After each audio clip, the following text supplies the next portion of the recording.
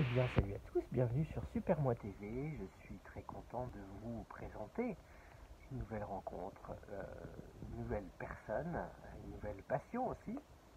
Et cette personne, c'est Françoise. Françoise, elle, l'activité, en tout cas ce qu'elle aime faire de sa vie, c'est à la fois les mots, la grammaire, et à la fois le plaisir des rencontres. Et du coup, dans cette double activité, eh bien, Françoise, elle fait à la fois de la correction, de la relecture, de manuscrits, de documents, de sites internet. Elle aime être là-dedans. Et puis à la fois, elle donne vie aux récits des gens qui sont dans la troisième partie de leur vie, avec toute la richesse que ça peut, qu'un parcours peut être finalement. C'est passionnant. Et je suis très content de donner la parole à Françoise qui va m'expliquer et vous expliquer tout ça. Alors à tout de suite avec Françoise. Salut Françoise, Salut Franck, tu vas bien? ma foi. Je suis hyper content de t'accueillir chez moi pour parler de toi, pour parler de ton travail, pour parler de ce que tu aimes aujourd'hui, puis revenir un petit peu sur ton histoire rapidement. En tout cas, expliquer le parcours. Alors, en fait, tu m'as donné le nom, en tout cas, de comment tu aimes être définie. J'ai trouvé ça super. Et donc, tu m'as dit, voilà, chasseuse de coquilles et passeuse de mémoire. Alors, ben moi, j'aimerais beaucoup que tu m'expliques, parce que c'est à la fois très poétique, à la fois très, très concret par rapport à ce que tu fais. Est-ce qu'en quelques mots, tu peux m'expliquer? Oui, alors bien qu'on soit en Bretagne, il ne s'agit pas des coquilles Saint-Jacques ou des coquilles de coquillage. C'est pas les coquillages.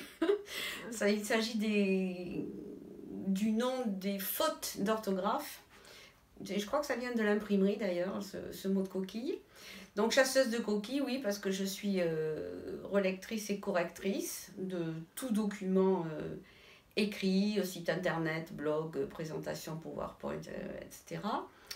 Et passeuse de mémoire, parce que je fais des récits de vie de personnes âgées entre Ouais. 63 et 96 ans pour l'instant. Ok, belle marche quand même. Voilà. Alors, comment ça t'est venu, toi, l'ancienne prof de maths, finalement? Est-ce qu'il y a eu un déclic?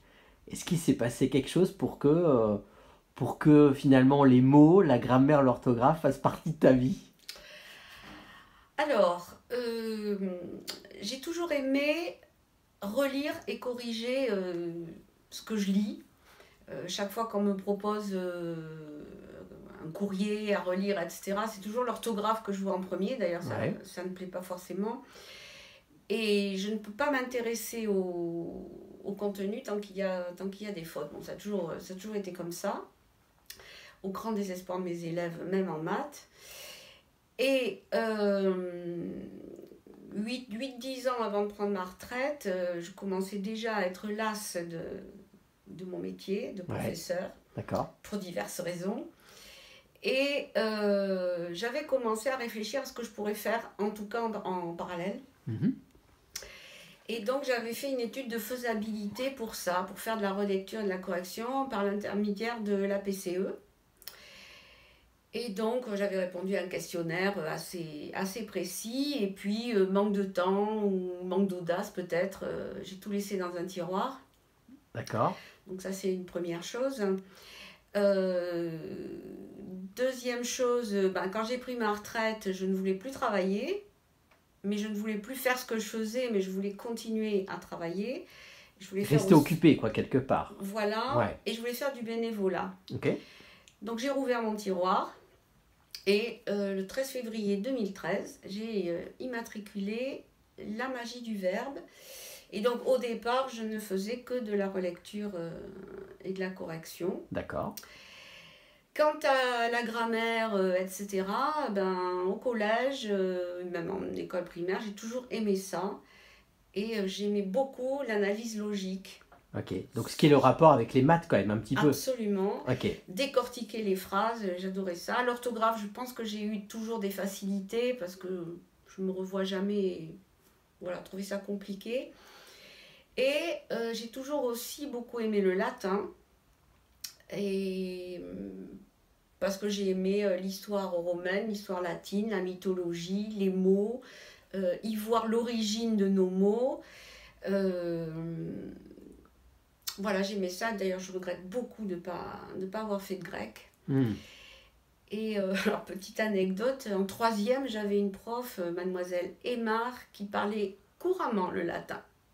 Elle nous parlait couramment le latin pendant les cours. Wow. Donc... Mais tu sais que c'était, pour faire le lien entre les maths et parfois aussi la philo, c'était Einstein qui était autant un scientifique qu'un philosophe, quoi. Hein. Avec l'intuition, avec tout ça, c'était assez bluffant. Hein. Parfois, on n'imagine pas le lien, mais le lien est très très fort, quoi, finalement. Hein. Alors bon, je ne suis pas tellement philosophe, mais oui, il y a ce lien-là. Et voilà, je crois que j'ai répondu là. Carrément. Carrément. Alors, est-ce qu'il y a eu... Tu me l'expliques un petit peu, mais est-ce qu'il y a eu, quand tu as du coup démarré cette activité, comment ça s'est passé par exemple la première fois où tu as fait cette relecture, est-ce que tu t'es dit, je suis vraiment à ma place, quoi? Tu te souviens de ça, de ce premier moment? Oui. C'était aligné pour toi? C'était aligné, tu te sentais... Ah oui, absolument. Ouais. Absolument. Alors, c'était par Facebook, alors que j'avais juré mes grands dieux que j'irais jamais là-dessus. Facebook. C'est ma fille qui m'a dit, maman, obligée, donc elle a créé la page, tac, tac, tac. Et la première correction que j'ai eu à faire, c'était une thèse d'économie géographique. Nous sommes restés 9 mois avec la jeune fille, qui était une chinoise avec qui j'ai adoré travailler. Et du coup, j'étais imbattable sur tout ce qui est cluster, pipeline. J'imagine. Dans les parcs industriels de circuits intégrés à Taïwan et dans une ville célèbre de Chine. J'imagine que tu dois aller sur des sujets, des thèmes complètement différents, en fait. Tout à fait. Le pire, c'est la linguistique. Parce que dans les mots, on voit pas forcément l'étymologie du mot. Donc pour comprendre le sens d'un texte, c'est assez compliqué. Mais sinon, oui, j'ai souvenir d'avoir corrigé le mémoire d'une personne qui changeait de travail. J'ai oublié le mot. En mobilité, quelque part, ouais. Oui. Enfin, qui changeait de job, quoi. Et sur la fabrication des bijoux. Excellent. C'était absolument passionnant. Voilà, alors là j'ai plus en tête. Après les romans aussi que je corrige, sont des univers totalement différents. Bon. Tu te souviens le sujet qui t'a le plus passionné ou pas dans tes relectures?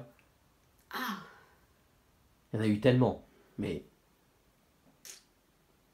un des sujets qui t'a, un des thèmes qui t'a le plus intéressé. Bon, après, je m'intéresse assez facilement du moment que je connais pas, donc je suis assez curieuse.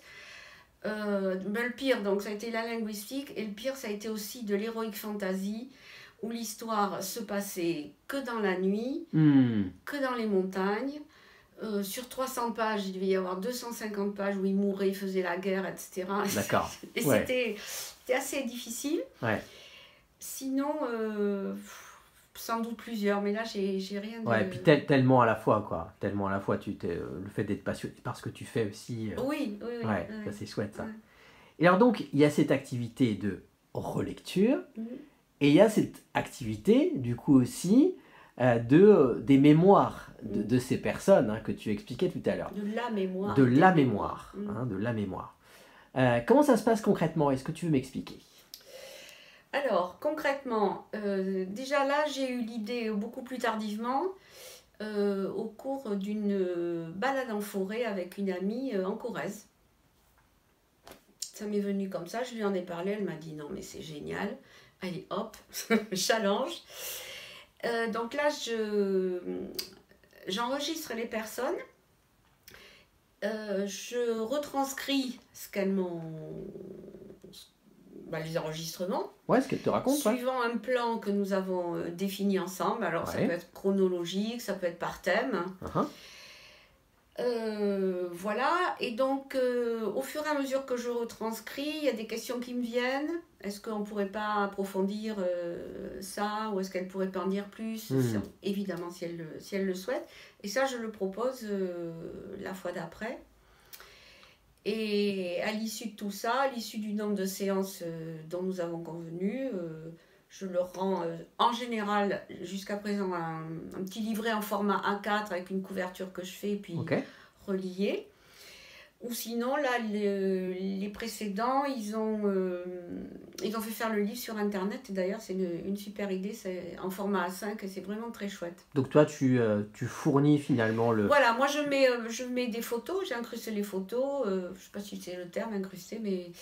Mettre en page, quoi, les photos. Je mets en page, et puis voilà, je leur rends un document fini dont ils font ce qu'ils veulent, parce que après, si moi je le fais sur Internet, il faut refaire toute la mise en page. Ouais, c'est ça. Donc c'est un nouveau travail. C'est un autre job, quoi. Voilà. Alors puis j'imagine... ça ne m'intéresse pas en plus. Et en plus, ça te botte pas.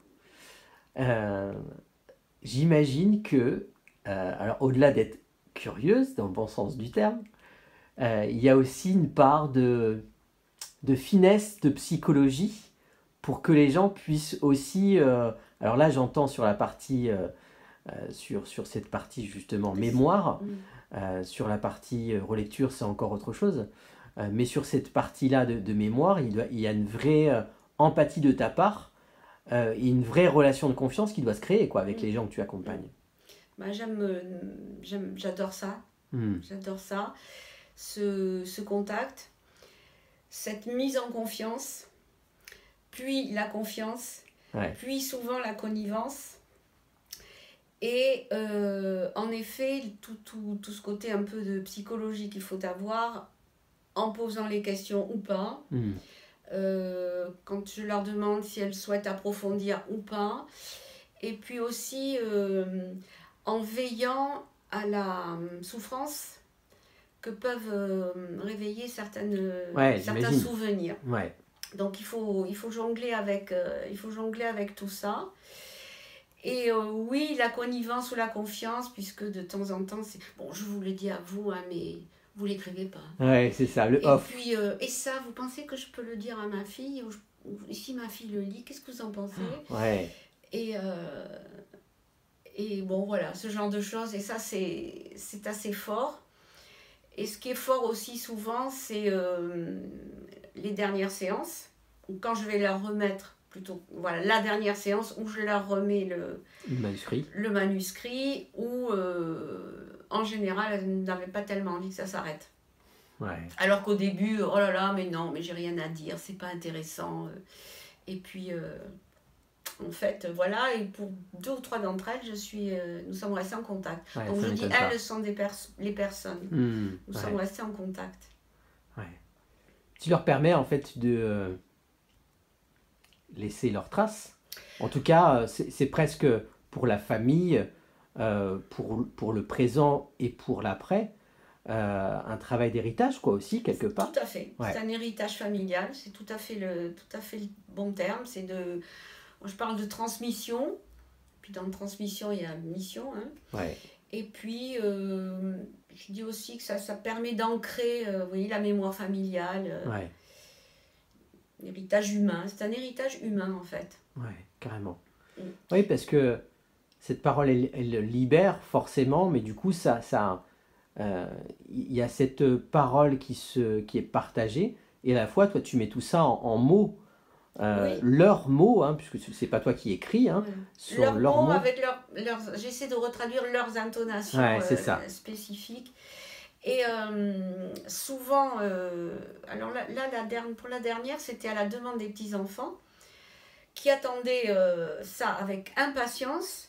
Et d'ailleurs, je passais par eux pour transmettre les pages à la personne, parce que j'aime bien, quand c'est possible, que les personnes aient ce que j'ai retranscrit avant que j'y arrive, pour ne pas perdre de temps à la relecture et tout ça. Et ils ont joué le jeu, presque ils fermaient les yeux en imprimant pour vraiment attendre le dernier moment. Donc ça, c'était très chouette. Carrément. Et pour les autres, la famille n'était pas au courant, mais pour tous, au final, ça a été beaucoup d'émotions que de connaître les souvenirs de leur grand-mère, de leur grand-père, les trucs qu'ils savaient pas, quoi. Les anecdotes, la difficulté de vie, ou comment ces personnes étaient finalement aventureuses, ou gays, ou comment elles ont dû travailler et affronter la guerre, enfin, etc. Et c'est une vraie richesse. C'est une vraie richesse, et puis historique aussi.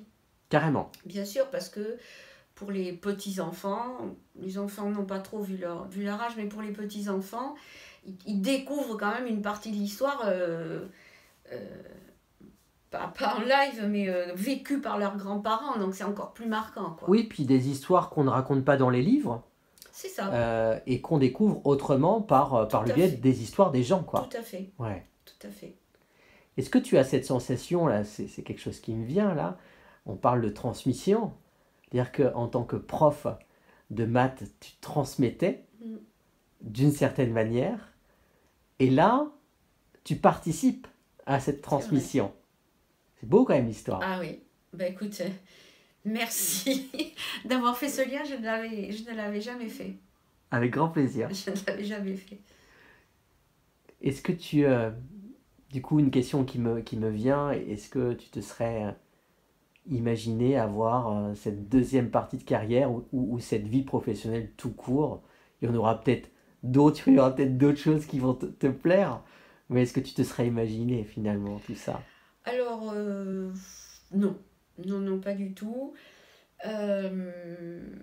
En plus, de mon temps, c'était quand même assez difficile de quitter l'enseignement. Ouais. Parce que bon, on n'avait pas beaucoup d'autres bagages. Et puis beaucoup moins d'audace aussi, beaucoup moins de sollicitations peut-être, ou d'opportunités. Et en tout cas, quand j'ai arrêté et que je me suis lancée dans ça, c'était quelle liberté de choix, de planning. Et une chose est sûre, c'est que dans ma prochaine vie, j'aurai plusieurs professions. On peut avoir plusieurs vies dans une seule vie. Hein. Oui. J'aimerais bien être chef d'orchestre. Pas mal. Finalement, jouer avec les notes? Diriger un orchestre avec un chœur derrière, c'est mon rêve. Bon, on en reparlera dans la prochaine vidéo. Voilà. Hein. Si tu avais, au-delà de chef d'orchestre, si tu avais un rêve, tu te dirais, moi celui-là j'aimerais vraiment le réaliser avant de partir dans la prochaine vie, ça serait quoi? Bah là, actuellement, le rêve que j'ai aurait dû se réaliser l'année dernière, le 15 mars. Et je devais partir dans le désert. 15 jours. Ok. Et pour une espèce de retraite. Ouais. Et donc, c'est remis régulièrement, mais ça va se faire. Et ça, c'est vraiment mon rêve. Et recommencer à voyager. Et du coup... Et être chef d'orchestre. Bah oui. Et interroger les bédouins, etc. dans le désert, non? Dans leur récit? Alors, c'est plutôt silencieux comme retraite, mais le soir, autour du feu et autour du repas, pourquoi pas? Mais encore une autre idée. Et oui, tu vois. Ah oui, formidable. Ça s'arrête pas. J'ai envie de te remercier pour Merci à toi. Ce vrai moment qui était à la fois préparé parce que finalement c'est ce qu'on prépare pas qui est le plus chouette finalement, j'ai l'impression. Et j'ai envie de te laisser le petit mot de la fin. Bah, écoute, merci aux coïncidences. Merci aux coïncidences. Merci Françoise. Merci Franck.